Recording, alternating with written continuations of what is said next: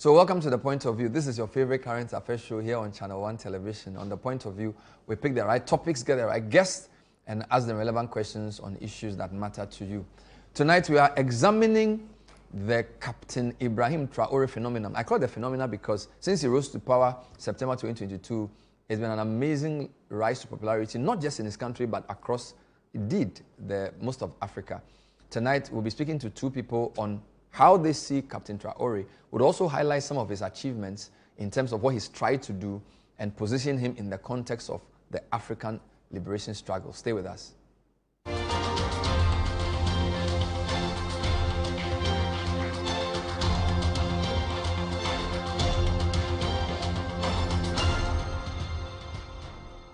Where to get polytank? Oh, and you're up fine. Go straight. No, I want left, right. And that's right. Ghana na ye wono. So when you do more, and ye data. Who knows? Abe, na here. Me pe polytank ato. And you think I'm in here by you to be able to buy you. Oh, food to be here.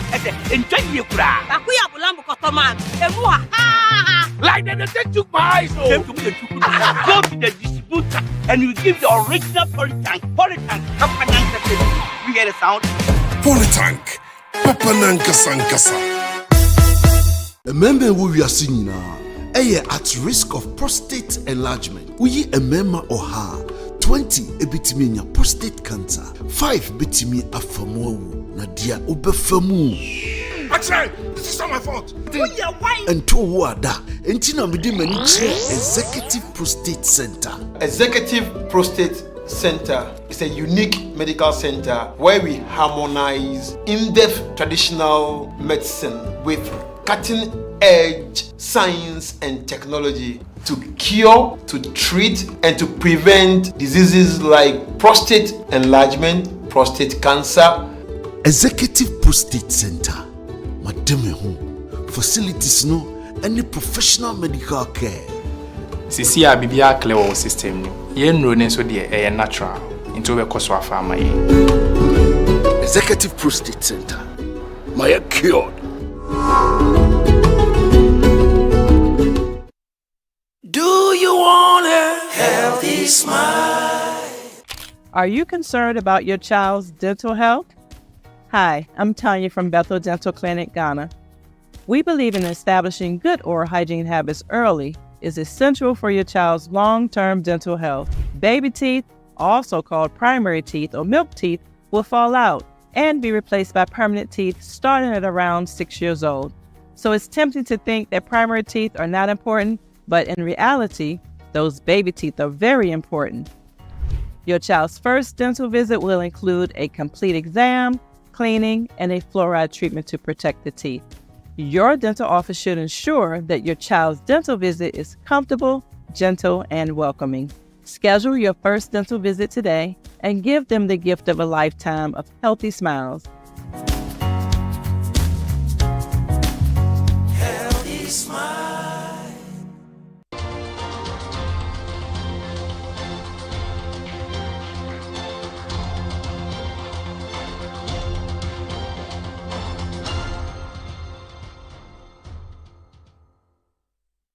Welcome back. So first, we answer the question, who is Captain Ibrahim Traore?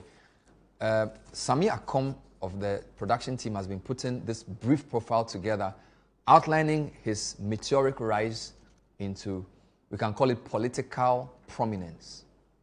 Ibrahim Traore, born March 14, 1988 in Kera, Bonduku, Burkina Faso, is a military officer and the head of state for Burkina Faso.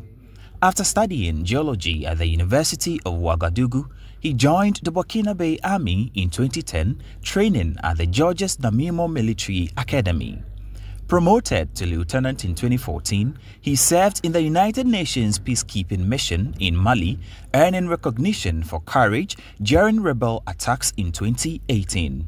Returning to Burkina Faso, he fought in counter-insurgency operations against jihadist groups, becoming a captain in 2020. Traore grew disillusioned with the government's handling of the insurgency, citing inadequate equipment and corruption, which positioned him as a spokesperson for frustrated soldiers. On September 30, 2022, Captain Traore led a coup d'etat, overthrowing interim President Paul Henry Sandaogo Damiba, who had seized power in January 2022 coup. Traore, supported by the Cobra unit and junior officers, cited Damiba's failure to curb the worsening jihadist insurgency as the reason for the takeover. The coup followed months of frustration over rising violence and delayed payments to troops. Traore, then 34, became the world's youngest head of state, assuming leadership of the patriotic movement for safeguard and restoration. Since taking power, Traore has pursued a nationalist and anti-colonial agenda, distancing Burkina Faso from its former colonial power, France, and forging ties with Russia and Turkey. He expelled French troops in 2023 and reportedly enlisted Russian mercenaries, possibly from the Wagner Group, for regime security. Burkina Faso, alongside Mali and Niger, withdrew from the Economic Community of West African States (ECOWAS) in January 2024, forming the Alliance of Sahel States to counter terrorism and promote economic cooperation. Traore nationalized gold mines, established a gold refinery, and invested in agriculture and infrastructure aiming for self-reliance. However, security remains a challenge, with jihadist violence increasing by 20% since his coup, controlling nearly 40% of the country. He was one of the special guests of honor at the inauguration of President John Dramani Mahama on January 7, 2025. So that was Sami Akom's report. So young soldier, probably the youngest president in the world, age 37, March 1988. Quite interesting. Now, it's instructive to know that Thomas Sankara, who a lot of people compare him to, came to power in 1983 and was assassinated in 1987, a year before this man was born. So quite an interesting phenomenon. So he was born, so he didn't actually see Sankara, but a lot of what he's doing is very similar to the Sankara phenomenon. Now, those of you who watched the inauguration of President Mahama saw the way he was received. Of all the 21 heads of state that came, he had the most rousing cheer. Some people didn't like that, especially because he had a gun. He walked to our president with a gun on his side. Some people felt it was a military security breach. Be that as it may, he had the loudest cheer during the Mahama inauguration. Now, some of the things he's done, we've said this before, the most significant thing has been the nationalization of 2 gold mines and the seizure or the stoppage of the exportation of refined or unrefined gold, rather. So basically he said you cannot export raw gold to Europe. So he inaugurated his country's first national gold refinery, which is to process at least 150 tons of gold every year, right? Ghana does not have a national refinery necessarily, right? So to think about a country's leader who says, look, we're not just going to export raw gold, similar to what Botswana does with cut diamonds. Quite an interesting one. It's endeared him to people. He's established the National Support Center for Artisanal Cotton Processing. Again, being in the Sahel region, cotton is very, very important. Mali, Niger, Burkina Faso, cotton is a very important product that is used in producing clothes. So he's established this National Center for Artisanal Cotton Processing. So again, add value addition. So refining gold, adding value to cotton. He's building a new airport. He's embarking on a considerable agricultural investment. So basically trying to kickstart industrialization. We are told he rejected international or assistance from the IMF and the World Bank.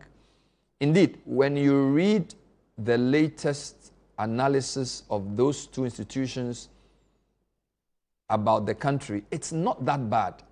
It's actually not that bad in terms of the economy is fairly stable, although security-wise, over the past few months, there's been a serious incursion of the Islamists into the country in terms of their destabilization efforts, right? But generally speaking, the IMF and World Bank have a reasonably fair rating of the country. And if you permit me, I'll just read a couple of paragraphs for you on what the IMF has said about Burkina Faso and then what the World Bank has also said about the country. Quote, despite a challenging humanitarian and security environment, the Burkinabe economy is expected to remain robust in 2025, and the regime had made, quote, commendable progress in raising domestic revenue, containing the public wage bill, and increasing spending on education, health, and social protection. Now let's look at the World Bank. The World Bank said that inflation had surged from 0.7% in 2023 to 4.2% in 2024, but the extreme poverty rate, which is people who live on less than $2.15 a day, had fallen by almost 2 percentage points to 24.9% because of, quote, robust growth in the agriculture and services sector. So even the IMF and World Bank have a fairly reasonably positive analysis of his tenure. Of course, the Americans are not very happy with him. General Michael Langley, who is the head of AFRICOM, claimed that Burkina Faso was using gold reserves for the junta's protection rather than the nation's benefit. All right? And basically, General Langley made this comment in April 2025 during a U.S. Senate hearing, and this triggered an uproar among Traore supporters who felt that he was being smeared. All right? Now, this was further made worse after the junta said it had failed a coup attempt, alleging the plotters were based in Ivory Coast, where General Langley had made a visit. Now, a few more things that he has been credited with doing.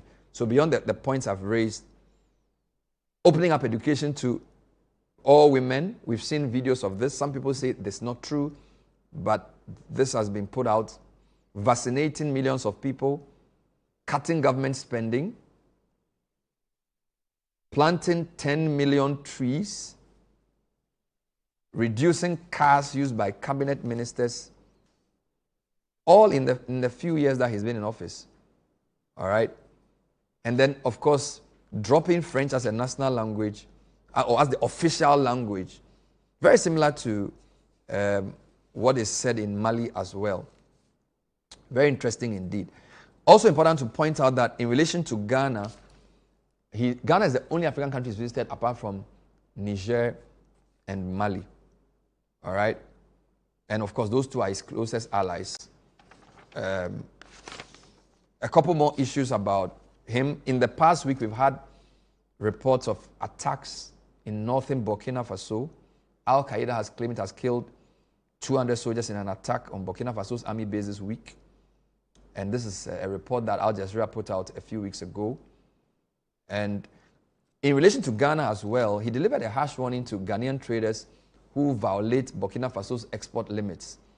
And he delivered a message to President Mahama calling for prompt action to curb illicit cross-border serial trafficking. Okay? And of course, he commended peace-loving citizens and Pan-African supporters around the globe. Very importantly as well, over the weekend, on the 37th anniversary of the assassination of Thomas Sankara, a Sankara memorial was unveiled, and then a highway was named after Ghana's former president, Flight Lieutenant J.J. Rawlings. Zaneto Rawlings, MP for Osu Klote was there, or Klote Kole was there. Kimathi Rawlings was there. A high-powered delegation from Ghana also visited to be part of this. So you see the street. Flight Lieutenant J.J. Rawlings, born, they give the date there for 1947, dead 2020. And so that is J.J. Flight Lieutenant Rawlings Avenue. So clearly, Rawlings is somebody he admires a lot, as he does Thomas Sankara, by his close Blaise Compaoré, as Samuel said in the report there. And Sankara himself, we are told, was pretty close to Rawlings. Indeed, in some of the footage we've shown, Rawlings and Sankara. So this is Obviously, between 1983 and 87, the two men were really, really hailed. So, of course, we have two stories. Sankara had only 4 years, and he didn't survive. Rawlings survived and became a Democrat, as we have seen, giving us this democracy we see now in terms of 2 or 3 or 4 electoral outcomes. So when we come back, I'm going to speak to two people. I'm going to speak to Professor Kwesi Aning, who is an internationally recognized scholar on security, on whether this phenomenon is for real. And then I'll speak to the leader of a group who are marching in solidarity with Captain Traore. All of that when we come back. This is The Point of View. Don't go away.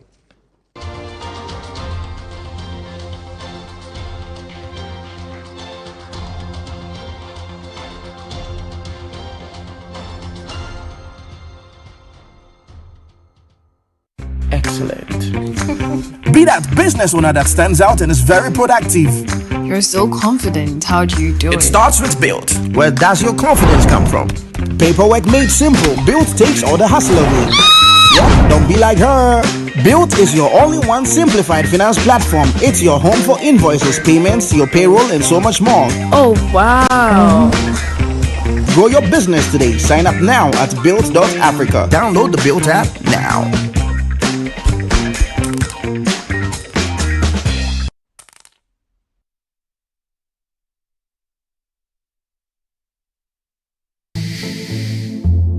In a fast-growing urban environment like Accra, you might think that your CCTV or electric fence would prevent crime. Hear the real stories from those who now feel safe like never before with Response 1. We had CCTV and electric fence. We thought we were safe. But when the robbers came in, they cut our fence and they didn't care. I was terrified for my baby's life. The CCTV recorded everything. But Response 1 monitored alarm system, which is connected to our electric fence, that saved us. The swift response from the alarm system triggered a signal instantly. They dispatched their response team immediately. We now feel safe. Now we truly feel protected. Don't wait for tragedy to strike. Protect your home with Response 1's monitored alarm system and our theft protection guarantee. Immediate response, real protection. Response 1, stay connected, stay protected. Remember who we are seeing now.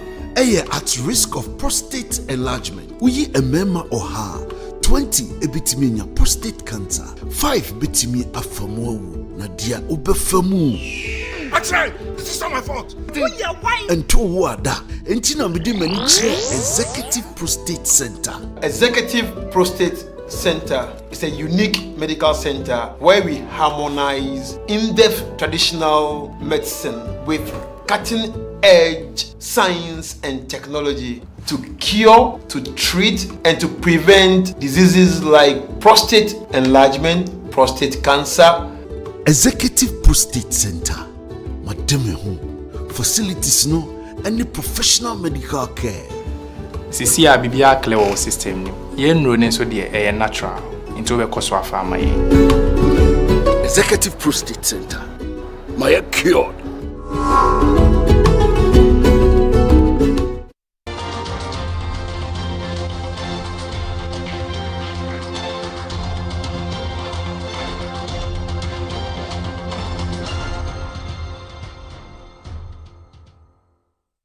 So to take us further into this discussion, we want to understand what I call the Captain Traore phenomenon. Why is he so popular, not just in his country, but across the continent? And how far is his influence getting to? And in terms of geopolitics, what does his posture mean for the future of the Sahel region? Professor Kwesi Aning is the head of the Office for International Cooperation of KIPE Tech, and we've spoken to him on this program many times. He's graciously agreed to speak to us to share some insights. Prof, thanks for joining us. Good evening. Good evening, Bernard. It's always a great pleasure. Is it fair for me to describe the Burkinabe leader in terms of the Traore phenomenon? Because I look at social media, I see people commenting on his posts, I see people defending him, and in fact, my next guest after you is organizing a demonstration next week in solidarity with the Burkinabe leader. Is it fair to describe what is going on there as a phenomenon?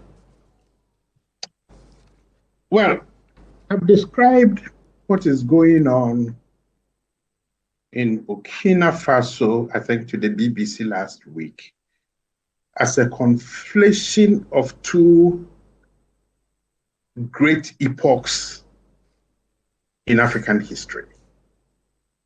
The first epoch was the optimism generated by Africa's leaders who won independence for us, and the optimism and the hope that arose on this continent, that we've got a new identity, that we can do something for ourselves. The second epoch was the rolling Sankara period, where these two young, dynamic leaders, against tremendous political and geopolitical odds, said, we want to do something for our people.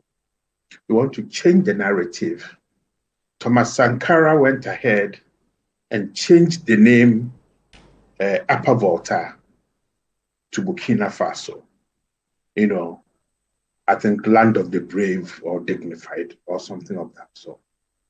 Traore captures the optimism of the 1950s and early 1960s, in which our leaders said, look, we can do something for ourselves and create a new identity. He's combined that with the savviness of a modern contemporary leader of the Sankarist Rawlings mode. Good speaker who is trying to transform his economy, his politics, the social identity of his people by simple interventions that are transforming lives. And the whole of the continent is saying, hang on, this is the kind of person that we need. This is not about highfalutin political theory. This is about practical, hands-on transformation of lives through agriculture, through mining, through health, and just the raw engagement with people that says, look at me, as your leader, I'm going to lead an exemplary life. And hopefully during the conversation, I can share with you some of the specific hands-on interventions that are beginning to annoy people. That for the AFRICOM commander to say that he's against Traore because he's using the gold resources of Burkinabe for his people, just demonstrates to you the extent of the hatred against this young man who has decided to do what every other decent leader does for his people, transforming their lives. So probably we need a much more stronger, evocative word that describes what Traore is doing. And so in a sense, please tell the other guest that I may not be able to join him physically, but I'll certainly be with him in spirit during the event. So clearly you understand what he's trying to do and you understand the euphoria around his leadership.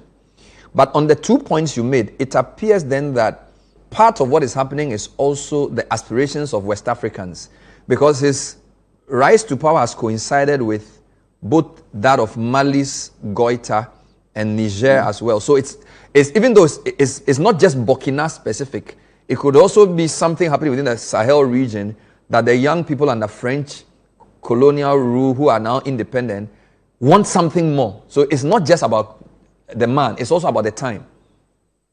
It's about the timing, it's about the positioning, it's about the agency, and it is about the capacity of Traore, together with Goita and the leader in Niger, to capture the dreams and aspirations first of their people, to change the narrative around the fight against violent extremists and terrorists, and to say we want to be masters of our own countries, and therefore, France, thank you very much. You foisted your language, your culture, and the way that your form of governance, it hasn't helped us. We are willing and prepared to do something else. So in Burkina Faso and in Mali and in Niger, natural resources are being taken over by the government and being used for the benefit of their own people. So in Niger, whilst a kilo of uranium was being sold for $2, the new leadership says, look, I'm not going to charge you less than $200. Because whilst we produce the uranium and your company in France, Areva, takes this uranium and powers France with it, my people are sleeping in darkness. Darkness. It's got to end. A survey undertaken just last week in Niger says 80% of the people like what the government is doing. In Mali, people's daily conversations are not about the fight against terror. It's about food security. It's about health. It's about jobs. It's about ensuring that the quality of education transforms people's lives. In Burkina Faso, the gold mines have been nationalized. We are seeing roads being built, tractors being given to farmers, but even more importantly, food security being improved so that in regions where children were starving and couldn't concentrate on their education and were being destroyed by kwashiorkor, now they can live. Is there still a problem with the terrorist violence? Oh, there certainly is. There certainly is, but Bernard, it raises fundamental questions about how the narrative is being created by the West and in the West. Let me just give me 2 minutes to try to explain. Everybody is telling us that, oh, Traore is very popular. It is AI generated. Let's, for the sake of the argument, agree that they are AI generated propaganda. Is it different from what the CIA did? Is it different from what the French external agency did? Probably most of your listeners may not know what was called the French Legion and the human rights atrocities that they caused on this continent. Okay, so the only problem of Traore, Goita, and the Nigerian leaders is that they are using their resources for their people. So when I talk about two epochs in Africa's history that have conflicted to give Traore the nationalist, the Pan-Africanist stance that he's enjoying, is because Nkrumah, Kawunda, and all those earlier leaders, Azikiwe, Awolowo, have all become chimeras of what could have been. Sankara and Rawlings have also become something that people think when they read and listen to their speech, say, wow, did we ever have these people? Okay, so Traore suddenly encapsulates all these epochs and driving Burkina Faso together with Mali and Niger to raise critical questions and to bring a different and a new understanding to what development and security means. Let's ask ourselves the second point. All these Western countries who are making noise about terrorism, the spread of violent extremism, they've all been in these three countries for decades. They couldn't bring this issue under control. Overnight, when these guys took over, the terrorists have become much more powerful, better equipment, more mobile, great intelligence access. And where is it coming from? How can this mixed group of people suddenly become so effective? Then it raises questions about the quality, the timing, and the usefulness of the security force assistance that our so-called partners gave to these three countries. In Niger, billions of dollars were spent over a 9-year period. Where did the money go? Where did the equipment go? How useful were they? How practical were they? So this is a contestation not only about power and our creation of a new identity for ourselves, led by Traore, it's also a contestation about how the information and the knowledge that we get is packaged and presented to us. Once more, we are not expected to generate this information. But unfortunately, thanks to social media and smartphones, the information is getting out there. People are critiquing it, people are discussing it. But we shouldn't take it for granted that this is just some fluke that will just go away. I think they've touched a nerve, and that nerve is beginning to bring some changes, even in La Côte d'Ivoire, even in Senegal, even in Central African Republic. So we need to be bold enough to say this is good for us. It may have some difficulties. We need to discuss it, but these countries have made a choice. They are creating a certain path for themselves. It may not fit into the normal conceptions of Western forms of governance.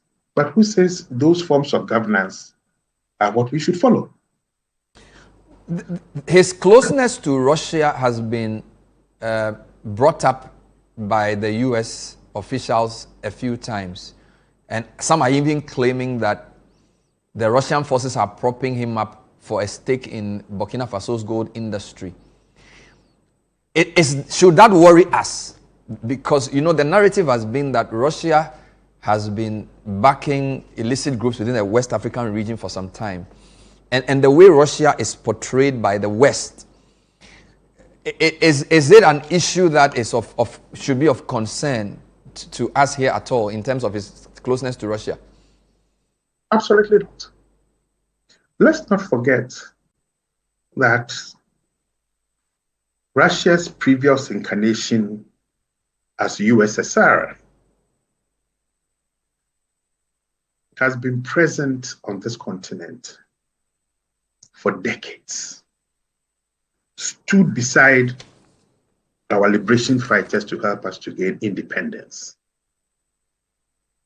And particularly for Burkina Faso, Mali, and Niger.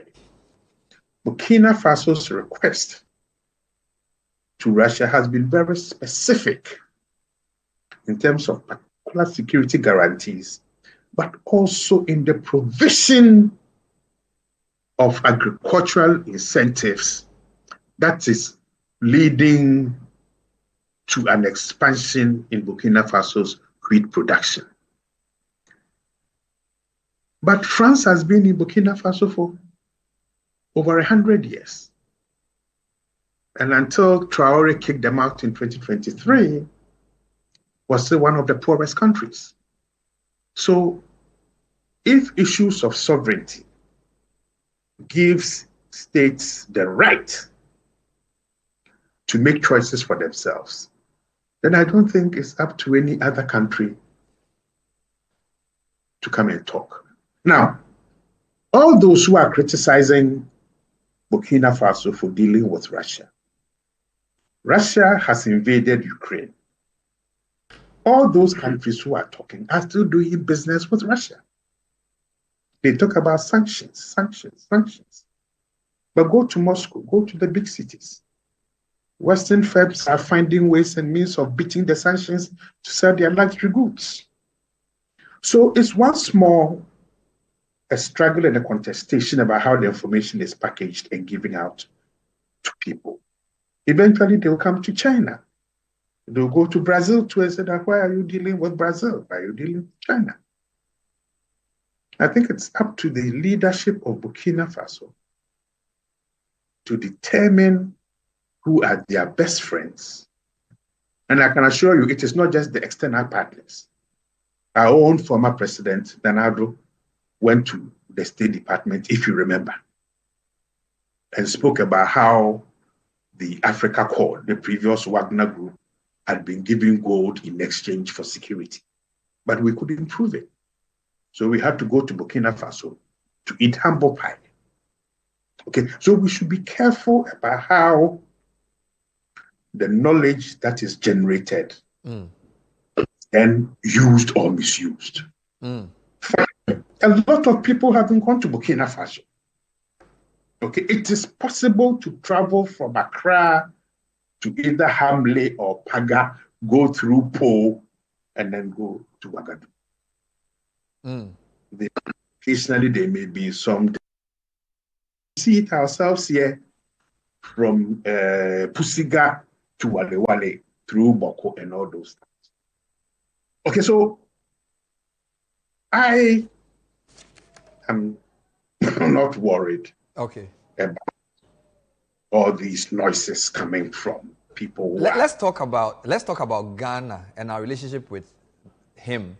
He was at Mahama's inauguration. He got a loud cheer. And I recall, I think you made some comments about that in an interview previously. Then over the weekend, he honored Sankara and Rawlings. So clearly, there's a certain respect for Rawlings in the country. I'm also told that Ghana is the only non-AES country in Africa he's visited. So that suggests something, right? And of course, Mahama has appointed Bevlolate to be like a diplomat for the AES. So how do you see the way he sees Ghana and how Mr. Mahama is also sort of warming up to him? Is that promising, or is that, how should Ghana approach this? No, I think it's very promising. And once more, history is important. President Mahama has been extremely smart and savvy in tapping into Ghana's history with Burkina Faso. Let's not forget that it was Mr. Rawlings who plugged a young Mr. Mahama and gave him, his political space and a chance to start to grow. So he's leveraged on that romanticism of his relations with Mr. Rawlings. And if you see the delegation that went, Zanato was part of the delegation. Bevlolate, his special envoy to the Alliance of Sahel States, Totobi Kwache was there. Commodore, not Obimpe, the other one was also there. So the composition of the team was not made up of bootlicking party hacks. Okay, Mahama and his foreign policy team understand how to use the history, emotions, or emotional intelligence, okay, to show appreciation and to send a signal that we understand you. That when Nanado attempted to sell you to the Americans, we are not of that ilk. So President Mahama has embellished his own Pan-Africanist stature. Let's not forget, even as former President Mahama, he was the head of the Tana Forum, in which Pan-Africanist scholars, politicians, businessmen once a year met in Ethiopia to discuss where this continent wanted to go to. Foreign policy is not about empty rhetorical flourishes. Okay. It's about sensible, mature, informed hands-on, identification of entry points that allows even your previous enemies to say, I can do business with you. And that is what in Burkina Faso. My final question, Prof, is he chose two men to honor this weekend, Rawlings and Sankara, who represent very interesting, I believe, outcomes. Sankara comes into power in 83 and is assassinated 4 years later. Rawlings comes in 79, returns in 81, and becomes a Democrat who many credit for the solidity of our democracy. So in a sense, Rawlings represents longevity and transformation. Sankara represents a strong idea who was taken out very early. It looks like those are the two options available to this man, right? Because he already has said there have been attempts to remove him from office. And from the way he's going, I'm not asking you to predict, but it seems as if those two outcomes are the two possibilities, right? Where he does a good job and then eventually sort of democratizes the country, gives it a foundation for a solid transition, or he comes up with a strong idea, gives people hope, but is taken out, but the idea doesn't die. Where do you think which one do you think he would tilt towards? No. I think he's a young man who has learned from history, and I think he's going to survive and to deepen the processes that he has started. Let me just share with your viewers, something that I find very useful. He's just started a resilience program against food and nutrition insecurity in the Sahel. Okay, that is transforming agriculture and is transforming lives. Okay, we are seeing road building, projects that in other countries, people would have stolen the money.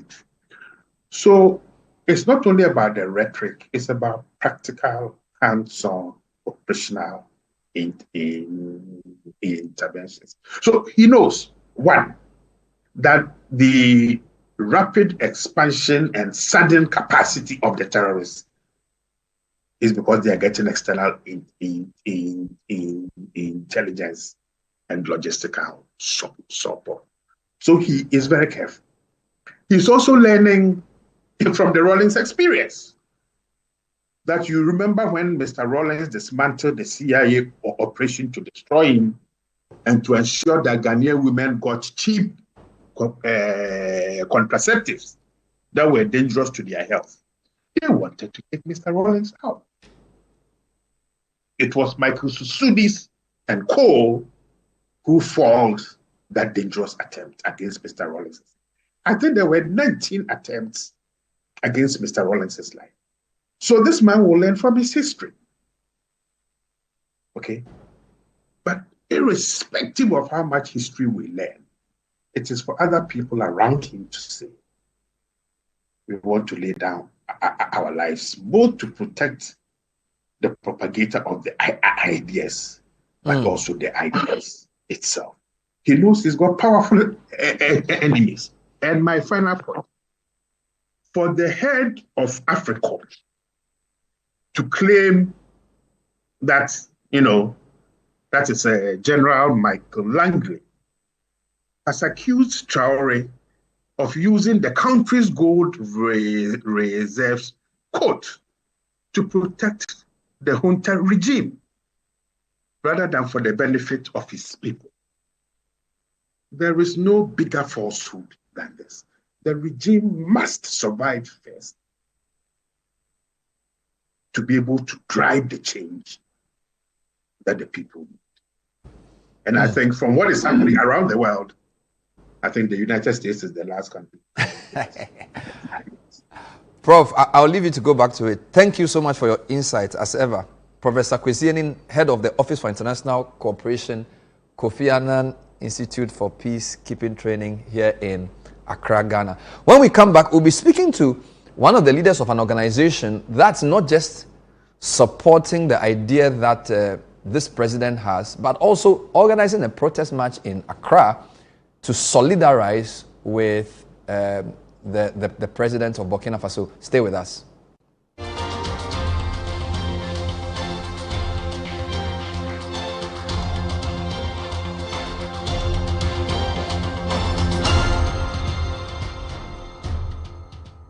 Fire pomudi ni agobio Ghana fueni age efri say ya your local spices na ya frafra dia ya sankofa natural spice Me de go me jollof mu ni mi still ahodoma e ma ne dance Stanley, the barbecue the go on.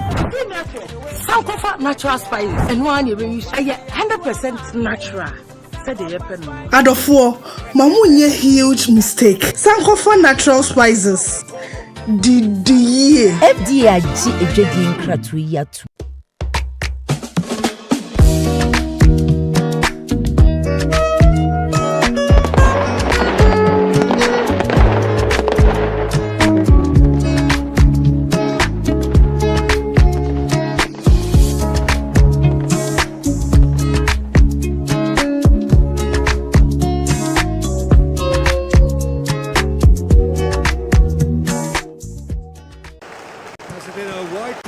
So what's next? Ronaldo. This could be. And still danger here. Goal! Goal! In 1924, my grandpa was a champion. 2024, Meso is a champion. Hey, digital champion. It's about the end. Digital champion, who can TV shop online? Let me help you get what you need from Enterprise now. It's this simple. I just log into my Enterprise account using the Enterprise Self-Service Portal. Then I just click on this button for their new Advantage Point loyalty scheme. Then boom, the fun begins. Wow.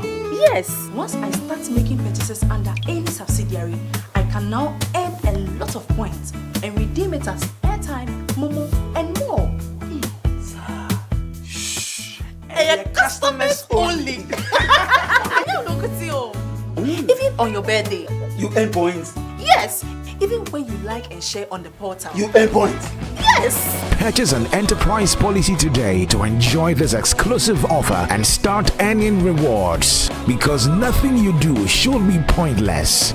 Oh, then redeem more of your points and send to me. Hey, Mr. Digital Champion. Enterprise, your advantage.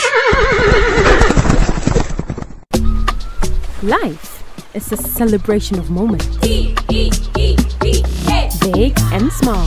The sun is scorching, I'm feeling the heat. With Piva Drink, every moment becomes a refreshing celebration. From the beach to your home, in every corner of your world.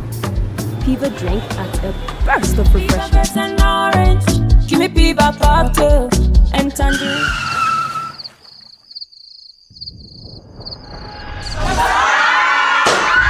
Celebrate every moment with Piva Drink. Refreshment for every occasion. Piva Drink, a taste you will love. P for Piva. This advert is FDA approved.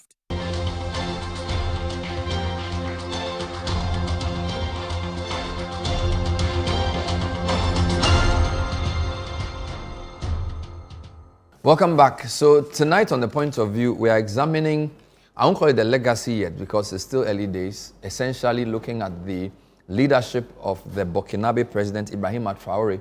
He's been in office since September 2022, so he's in 2.5 years, of course, in office. We just spoke to Professor Aning, who shared very strong views about him, obviously supports his ideas and believes that this is an epochal moment for the African continent. Now, taking this further, I have a leader of the Economic Fighters League, Amodani Gariba. He is one of the executives of the EFL, to talk to us about their support for Captain Traore and also a planned, I don't know whether it's a protest or a solidarity march for the regime. Gariba Amodani, thanks for joining us on The Point of View. Good evening. Good evening, and thanks for having me. Wonderful. So when did the EFL take interest in the leadership of Captain Traore and the Burkinabe situation? Yes. The EFL is an Nkrumahist organization, and as such, we are Pan-Africanist in orientation as well. So we do not just focus on issues and developments in Ghana, but also issues across the continent of Africa. And so you would realize that a few years back, it's almost like a wave that was sweeping across West Africa, especially the former French colonies in Africa. And so, of course, as a Pan-Africanist organization, we would take interest, by virtue of our ideological and political orientation. Yes, so that's it. So what about Captain Traore's leadership, beyond the fact that he represents some of the ideas of Nkrumah, as Professor Aning said, he spoke about some of the historical issues and a comparison to Sankara. What are some of the specific things he's doing that has endeared him to you and other socialist groups? You see, we like to think of what is happening in Burkina Faso under Captain Ibrahim Traore as a revolution. It's not just a mere coup that has happened. It's a revolution that is going on. And in the classic Nkrumahist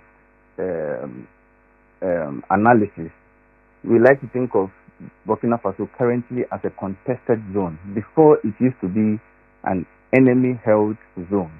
And what we mean by an enemy-held zone is a zone or a country that is, in essence, a neo-colonialist state, where it has the outward trappings of international sovereignty and political freedom, yet its economic relations and its economic decisions are controlled by outside. That was the case before Captain Traore took over. But now we have seen him trying to rewrite the rules of the economic relations between his country and France, another imperialist power, and rewriting the rules such that they are no longer, the country would no longer be under the control of France, but under the control of its own citizens and their view. And to us, this is refreshing, because when you look at the history of Burkina Faso, it has been under occupation.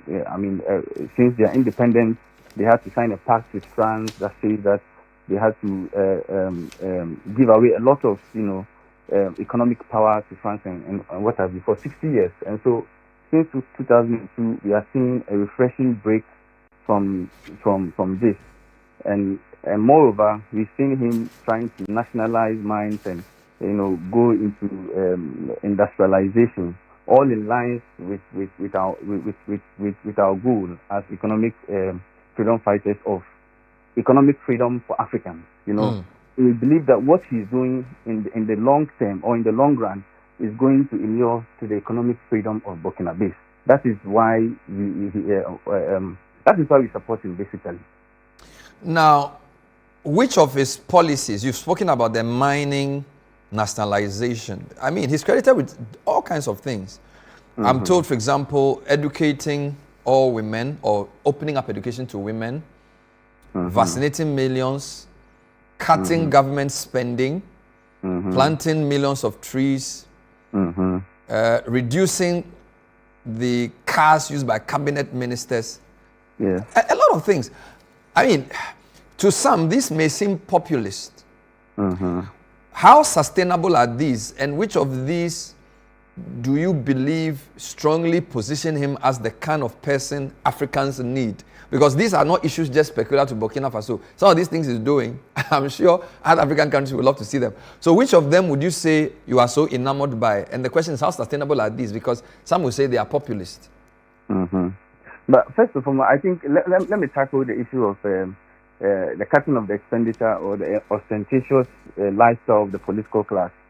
You would bear with me that even in Ghana here, a lot of the expenditure is actually waste by the political class. You have long convoy of V8, huge volumes of petrol being burned and stuff like that. And so if this is a guy that is trying to live modestly, and try to encourage his people to do same.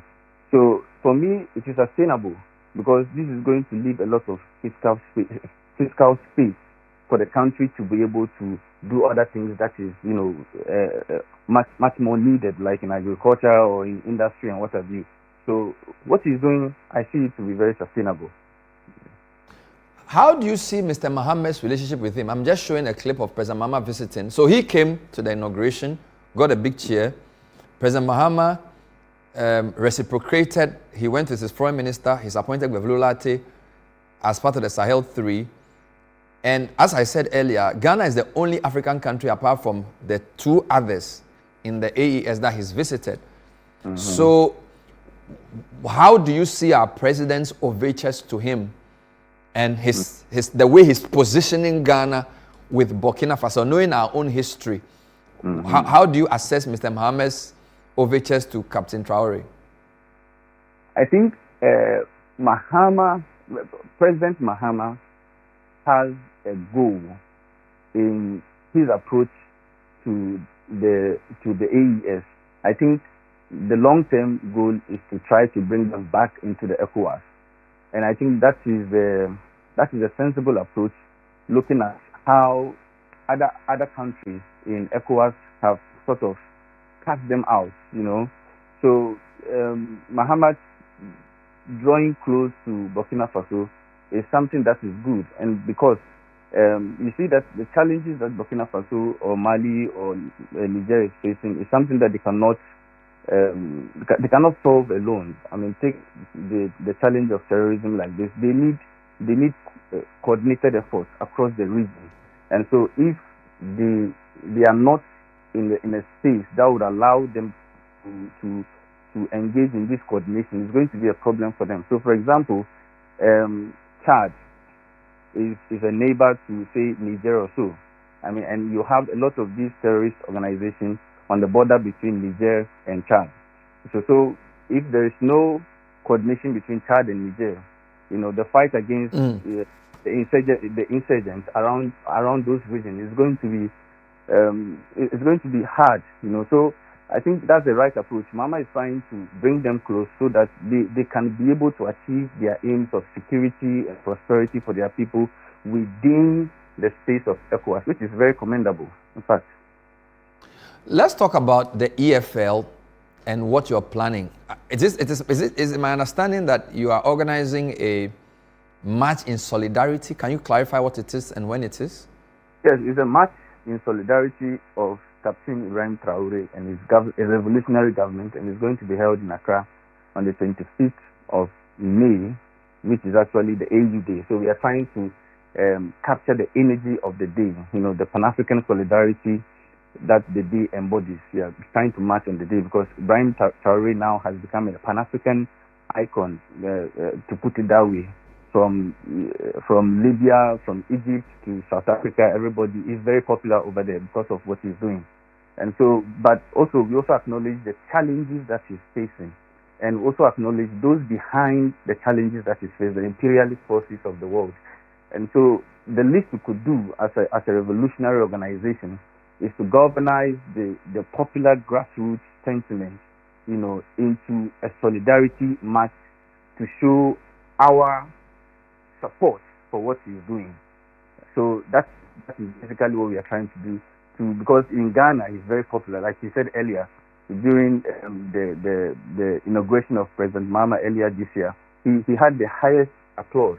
So even in Ghana he's very popular. But then how do we channel this popularity or this grassroots sentiment into something concrete? One of the ways is to bring people together into a solidarity march so that he knows that what he's doing resonates with a lot of people across Africa, including his neighbor Ghana. Right. So that is the essence of the march. Some people think that his popularity is more social media created. They even criticize social media bots and deep fakes for some of the endorsements. So will your march be a test of his popularity on the ground, as it were, to translate the clicks and the likes into real boots on the ground? I think even with the issue of the deep fakes that we have, I think it's as a result of the failure of the mainstream media to broadcast. I mean, there's a duty on the mainstream media to broadcast what is going on in Burkina Faso, but there is a huge vacuum that the mainstream media is not willing to fill. And anytime there's a story about Burkina Faso in the mainstream media, it's normally negative. And so there's this vacuum that, grassroots people, organizations, I mean, I don't know their motivation, but they are trying to fill. And I believe if the mainstream media had risen to the occasion to do what was supposed of them, I don't think we would have even if we're going to have issues of deep-state, it's going to be very minimal. But because of their failure, we are having it as. But then again, I see it as an expression of the strong sentiment for him. So though we condemn, the use of social media to propagate misinformation and what have you, but then you cannot deny the fact that these may come from people who support him, who are inspired by what he's doing and what have you. But again, it is because of the vacuum created by the mainstream media. And not to say that we are going to translate the clicks into some kind of boot on the ground for him, whatever. But the support is already there. We are just trying to govern into something meaningful. We are not the ones generating the support for him. It is organic. It is natural. All we are doing is to channel it into something that is tangible. That could be told. Someday in the future. What if you are accused of marching in support of a coup leader, because he did come to power by a coup, and it was not a bloodless coup? A couple dozen people or so, we are told, lost their lives. I mean, we are told that of course we know that democracy is supposed to be the system we prefer. How do you answer to that charge of supporting somebody who came to power by the barrel of a gun? Let me state it very clear that as an Nkrumahist organization, the Economic Fighters League is against military coup d'etat. But then you cannot tell the form in which a revolution would take. In the 50s and 60s in Africa, revolutions took the forms. African revolutions took the forms of bloodless constitutional changes, some led by Kwame Nkrumah, and but you cannot tell the forms it's going to take.